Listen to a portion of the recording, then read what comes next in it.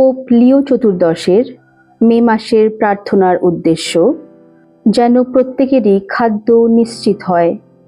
Pope লিও চতুর্দশ বিশ্বজুড়ে ক্যাথলিকদের এই মে মাসে তাঁর সঙ্গে প্রার্থনায় যোগ দিতে আহ্বান জানিয়েছেন, যেন প্রত্যেক মানুষের জন্য খাদ্য সুনিশ্চিত হয়।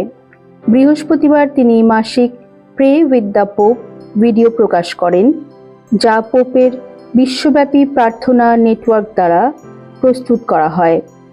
প্রার্থনায় পোপ দুঃখের সঙ্গে স্বীকার করেন যে লক্ষ লক্ষ ভাই বোন এখনও ক্ষুধায় ভুগছেন।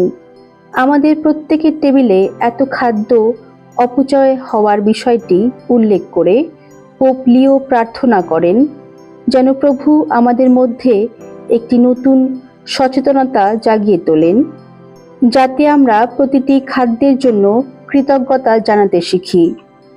প্রত্যেকটি দানকে ঈশ্বরের দান বলে যত্ন করি এবং তা আনন্দের সঙ্গে ভাগ করে নিই, যা সবার জন্য নির্ধারিত, শুধুমাত্র ব্যক্তি বিশেষের জন্য নয়।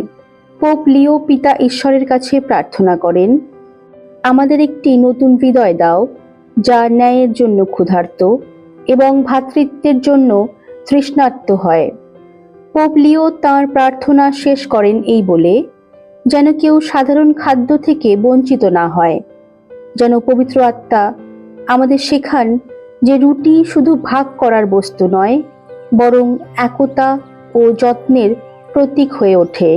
বিশ্ব খাদ্য কর্মসূচির 2026 সালের গ্লোবাল আউটলুক অনুযায়ী এবছর 318 মিলিয়ন মানুষ খাদ্য সংকট বা তার থেকেও খারাপ পরিস্থিতির সম্মুখীন হবে। সংস্থাটি সতর্ক করে দিয়েছে যে মধ্যপ্রাচ্যের সংঘাত এই বছরের মাঝামাঝি সময়ের আগেই অতিরিক্ত 45 মিলিয়ন মানুষকে তীব্র ক্ষুধার মুখে ঠেলে দিতে পারে। ভিডিওটির সঙ্গে প্রকাশিত এক প্রেস বিজ্ঞপ্তিতে পোপের বিশ্বব্যাপী প্রার্থনা নেটওয়ার্কের আন্তর্জাতিক পরিচালক ফাদার ক্রিস্টোবাল ফোনেস বলেন, এই প্রার্থনার উদ্দেশ্য অত্যন্ত গুরুত্বপূর্ণ। তিনি বলেন, এই বিষয়টি পোপের হৃদয় থেকে এসেছে। পৃথিবীর এত মানুষ খাদ্যের মতো একটি মৌলিক ও মানবিক প্রয়োজন থেকে বঞ্চিত।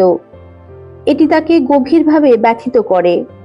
এই কারণেই তিনি সবাইকে অনুরোধ জানিয়েছেন উদাসীন না থেকে দৃঢ় পদক্ষেপ নিতে।